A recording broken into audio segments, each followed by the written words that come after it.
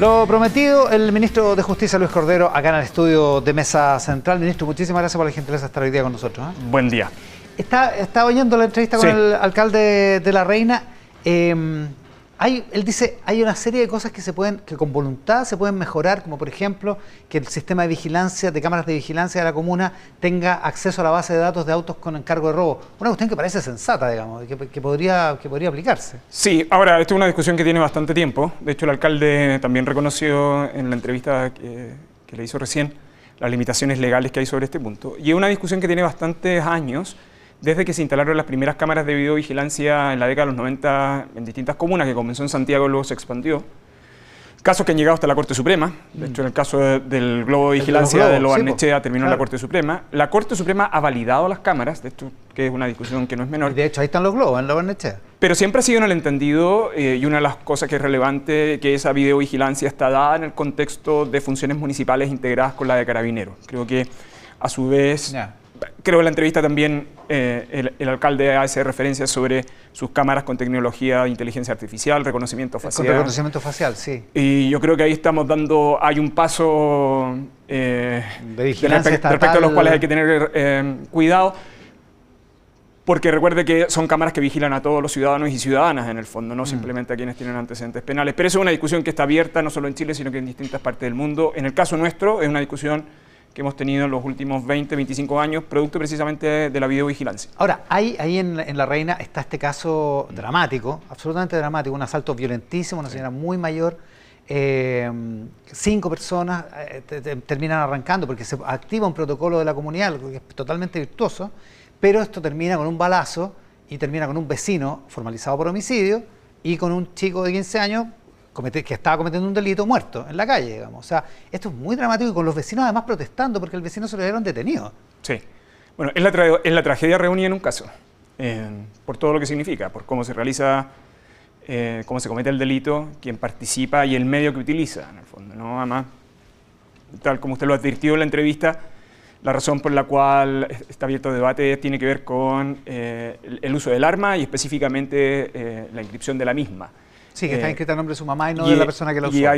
Y además demuestra el caso, tan como lo explicó el alcalde hace poco rato, de la relevancia que tiene que las personas estén adecuadamente instruidas en el uso del arma. El uso de armas de fuego es delicado no solo porque expone a las personas que las utilizan en situaciones de este estilo, sino que también, recordará usted que es una discusión también que tiene bastante tiempo entre nosotros, que es el medio que los delincuentes se hacen también de armas. Claro. Entonces, es un caso que es especialmente dramático. Los casos borde, uno tiene que siempre analizarlos con mucho detalle para no transformarlos en un criterio general de análisis, porque suele traspolar a situaciones límite un criterio de política pública que en ocasiones puede ser bien complejo. La discusión sobre legítima defensa privilegiada, que la tuvimos hace pocos meses, producto del caso de Ley Naimi Ratamal, es una discusión que nosotros ya tuvimos en los 90, de hecho, modificación al Código Penal, precisamente para el caso de legítima defensa en el caso de privados. Ampliando esa posibilidad, sí, digamos. Y en el caso de escalamiento, en fin. Ahora, uno entiende también a los vecinos. Sí, completamente. Uno entiende que estén indignados los vecinos no les importa la legislación, lo que les importa es la justicia como el sentido común, digamos, ¿no? Sí, ahora hay que cuidado con los temas del sentido común, en el fondo, ¿no? Porque, y particularmente en el caso de las autoridades, los vecinos tienen todo el legítimo derecho de demandar y protestar en los términos que lo han señalado, porque a sus autoridades le piden seguridad. La responsabilidad de las autoridades es acoger esas demandas, dar solución, pero también en el contexto donde uno tiene que administrar las herramientas del Estado de Derecho, ¿no?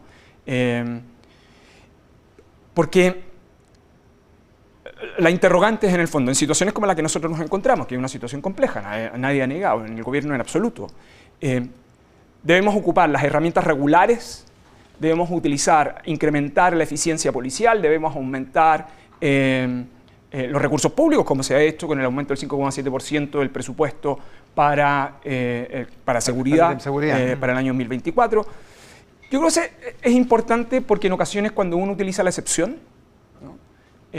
Los costos en el largo plazo pueden ser bien relevantes.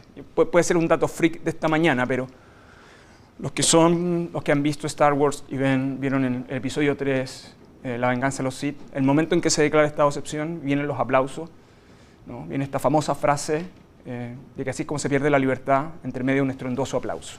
Y yo creo que la responsabilidad de los dirigentes políticos es, sobre todo, transmitirle a sus comunidades que el Estado está a cargo, que el Estado tiene el poder de la situación. Estamos pasando situaciones difíciles, pero ante todo, que las autoridades a cargo, que tienen responsabilidad, con diferencias que están en el gobierno o la oposición, tienen a cargo la situación. Lo que pasa es que parece que el Estado no está a cargo, o no se está pudiendo hacer cargo, ese es el problema. Es que lo que pasa es que yo creo que el Estado ha hecho esfuerzos significativos. Veamos un par de datos que son relevantes. En los 2 años, en lo que va ya casi de cumplir 2 años esta administración, se han aprobado 40 leyes en materia de seguridad. De los 31 proyectos de ley pactados con los presidentes de ambas corporaciones, se han aprobado 19. El famoso fast track. El famoso fast track. Se han aumentado significativamente los recursos. Las estrategias de intervención policial han ido generando resultados. Entonces, no perdamos de perspectiva las acciones que está ejecutando el Estado. Y cuando digo el Estado, no solo me estoy refiriendo a las policías, no solo me estoy refiriendo al gobierno, también me estoy refiriendo al Congreso. El alcalde hacía referencia a propósito de la carga de trabajo de los fiscales. Bueno, eso explica, entre otras cosas, el proyecto de ley de fortalecimiento del Ministerio Público que ahora se está discutiendo en el Congreso. Es decir, en la inmediatez, por cierto, la angustia de los vecinos a circunstancias, esas características, en la que están abordando la responsabilidad de los dirigentes políticos, es decir, que se están tomando decisiones, como el alcalde de La Reina. El alcalde de La Reina ha venido acá a exponer sus ideas. Él tiene claro qué cosas sí, qué cosas no. Tiene claro cuáles son los límites. Pero yo creo que ese mensaje que da el alcalde, que yo algunas cosas creo que son riesgosas, pero en mi opinión, dan cuenta de que hay predisposición a que el Estado esté tomando acciones. Pero la única manera en que el Estado obtenga resultados es si esas decisiones se toman integradamente y no responsabilizándose unos con otros, porque en la responsabilidad de unos con otros, solo quien triunfa es el crimen. Algo de eso se trasunta en el mea culpa que hizo el presidente esta semana respecto de la actitud frente a determinadas leyes, determinados asuntos que tienen que ver con la seguridad. Hay en alguna parte de la centroizquierda hay un mea culpa respecto de haber dejado la seguridad como un elemento secundario, quizás, en la importancia de las cosas. ¿Cómo se materializa ese mea culpa? Bueno, se materializa con una agenda de seguridad en un gobierno progresista caracterizado por poner mucho énfasis en delitos, aumento de penas y aumento de recursos de policías. Y a mí me parece que eso se llama pragmatismo en este tipo de cosas. Pero como dijo hoy día el subsecretario Monsalve en la entrevista en el Mercurio, por eso son problemas de Estado, ¿no? Hay veces cuando las crisis se acumulan sobre la base de un conjunto de hechos que vienen sucediendo en el tiempo. Y yo creo que lo relevante en este tipo de situaciones es que el sistema político en su totalidad y las autoridades del Estado tomen decisiones. Yo vuelvo a insistir, cuando el relato sobre la seguridad a ratos se transforma en casi como si fuera una consideración anárquica, lo que los ciudadanos y las ciudadanas requieren es tener un Estado a cargo, que el mensaje que le envíen sus autoridades es que el Estado está a cargo, que es una situación difícil, no cabe ninguna duda, pero que el Estado está tomando acciones. La evidencia de proyectos de ley, de actividad de gestión policial, de persecución penal, que es lo que está haciendo el Ministerio Público en homicidio, y de reformas legales en tan poco tiempo, dan cuenta de 4 elementos de que el Estado se está haciendo cargo. Ya, y es evidente que, perdón la redundancia, que la evidencia es lo que nos salva, digamos, en años turbulentos. El problema es cuando esa evidencia deja en mala posición al gobierno que está administrando el Estado. Se lo digo por el caso Convenio, que vuelve y vuelve y vuelve sobre cosas que parecen no estar resueltas, donde parece que el Estado, que el gobierno en rigor,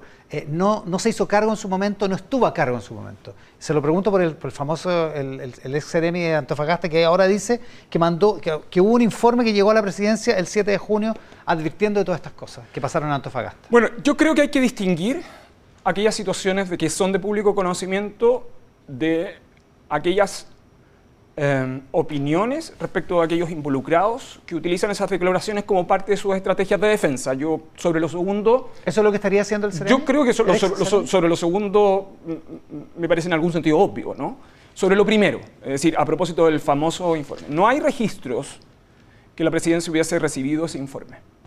De lo que sí hay registros, y respecto de los cuales el propio ministro Montes entregó la información en su oportunidad, de hecho le entregó el 22 de junio, es el set de antecedentes y de informes que se habían emitido, entre otros el del señor Trincado.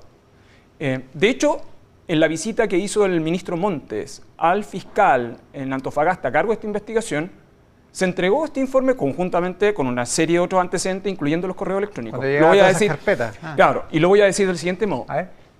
¿Era desconocido la existencia de ese informe? No. ¿Era de público conocimiento? La respuesta es sí.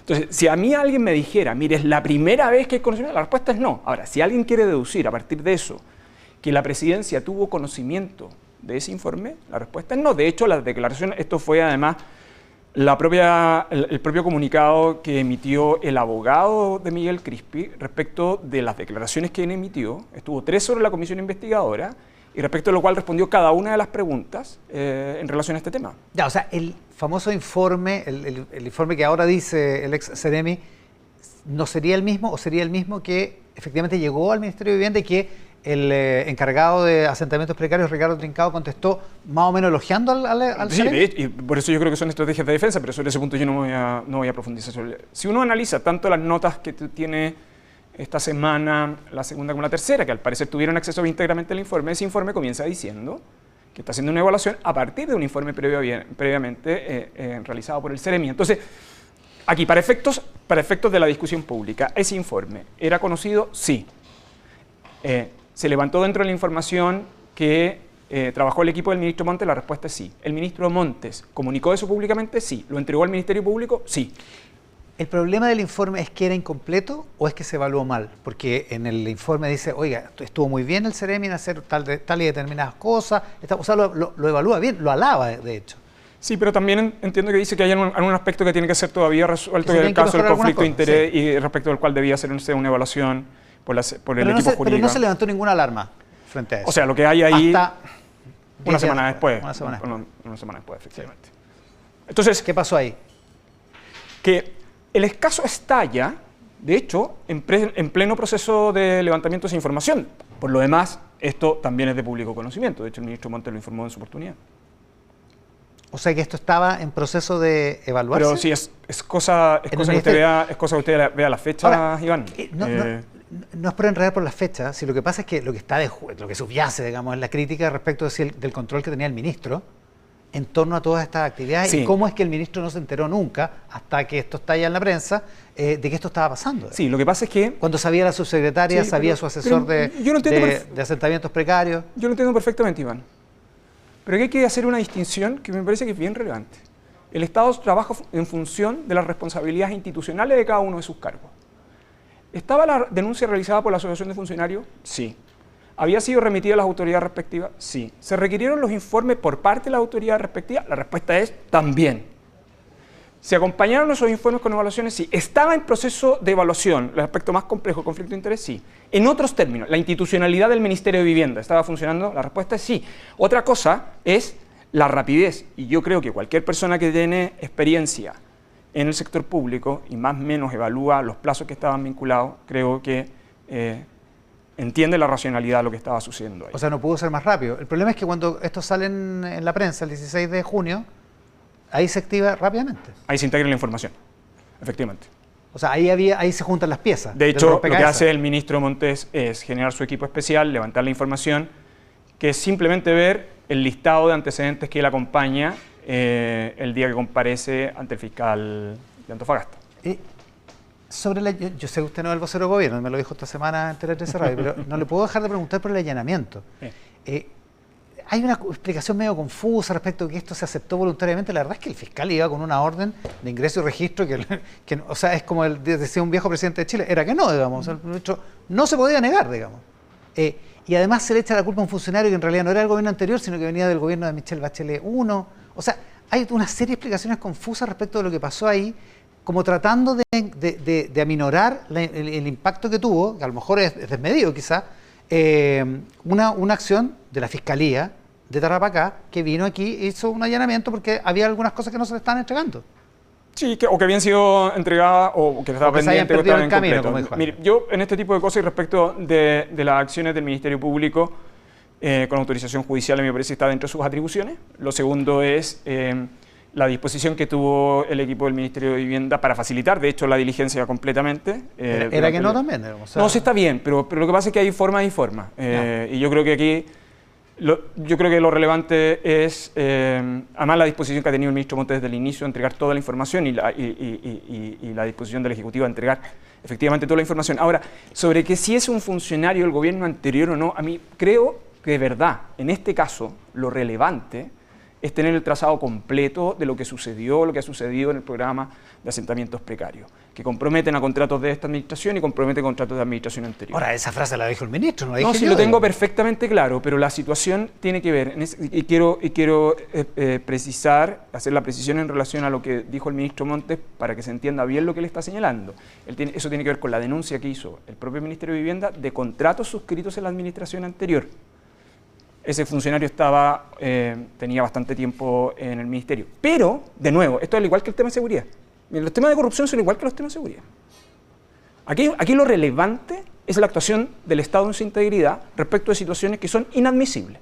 Entonces, si vamos a entrar en la disputa, tú y a mí, tú y a los dos más, la verdad es que entre medio de todo esto, los delincuentes aprovechan y los corruptos también. Y lo que uno tiene que hacer es cerrar esas brechas. Y la única manera que las puede cerrar es teniendo una actuación integrada por parte del Estado. Ahora, aquí lo que tenemos es un panorama como corrupción. Está el caso convenio, está el caso audio, está el caso de los municipios, el de Algarrobo, el último más sonoro. En el caso audio, el registro civil le pidió la renuncia a un asesor, sí, a un asesor jurídico del registro civil. ¿Qué datos tiene usted respecto de esa decisión, de por qué se toma esa decisión? Porque él declaró en la investigación y comunicó a su autoridad superior luego de la declaración. En la investigación de la Fiscalía. De la Fiscalía. Y eso es, en circunstancias donde está comprometida la fe pública, resulta en opinión del registro civil inadmisible. ¿Y es su opinión también? ¿Usted la comparte?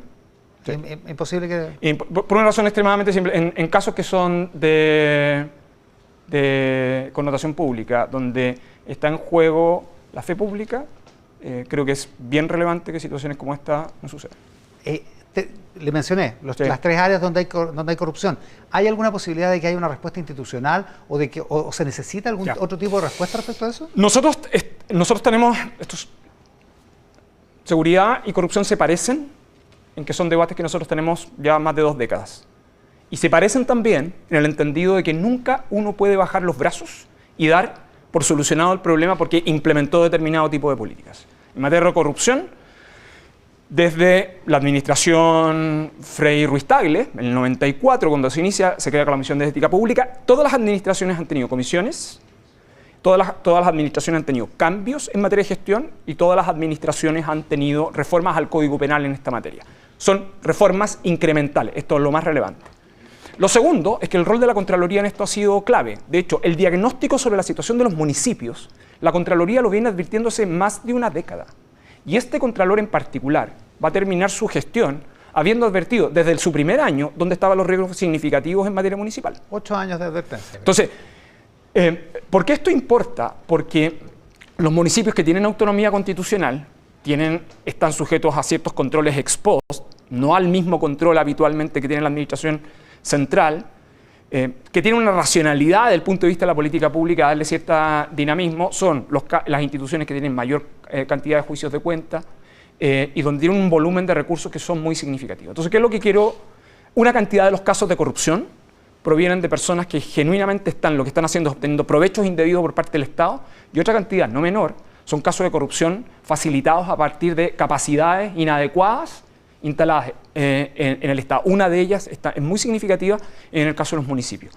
Otra son los casos de corrupción en los sectores sensibles para la economía, que es lo que pasa en el caso de audios, que compromete 3 cosas: la integridad pública, en el caso del Servicio de Impuestos Internos, la Comisión de Mercados Financieros, en el caso del Servicio de Impuestos Internos, que ya había tenido una situación compleja con anterioridad, y que hoy día, además, en el caso impositivo, involucra además una investigación respecto a los tribunales tributarios de aduanero. Eso en un contexto donde es un ejemplo donde la integridad pública está afectada, pero donde la integridad privada también está en juego, claro, y la profesión legal. De hecho, esa relación tripartita puede tener un efecto no menor en los mercados. Entonces, no es llegar y normalizar y decir, no, esto ha sucedido siempre. No, es que es inadmisible antes y es inadmisible hoy. Y lo tercero, que tiene que ver con los volúmenes de contratos y de recursos, mecanismos de transferencia que utiliza el Estado. Yo creo que el caso convenios tanto en el caso de asentamientos precarios como lo que sucede en el caso de los gobiernos regionales, que es un monto mayor, pero demuestra que con el afán de ejecutar con inmediatez se generan o se provocan incentivos muy inadecuados que permiten provechos que son impresentables. Ministro, una última cosa, y se lo pregunto como ministro de Justicia. El nuevo embajador en Argentina, José Antonio Vera Gallo, ha dicho en un par de entrevistas en radio este viernes que el caso de la extradición de José de Galvarino Paulaza desde Argentina ojalá avance. Sí. Ojalá, esa es la expresión que utilizó, ojalá avance. ¿Es la opinión del gobierno también? ¿Usted cree que eso tiene que materializarse? Porque aparentemente algún sector del Partido Comunista se molestó con el embajador. La opinión del gobierno es que los fallos y las solicitudes judiciales siempre se deben respetar en Chile. Y en el caso del requerimiento de extradición, es una solicitud de los tribunales chilenos. ¿Y el embajador debería arbitrar las herramientas para que eso se... El embajador Vera Gallo ha dado una opinión en nombre del Estado de Chile. El ministro de Justicia, Luis Cordero, esta mañana aquí en Mesa Central. Ministro, muchísimas gracias por la gentileza. Muy buenos días.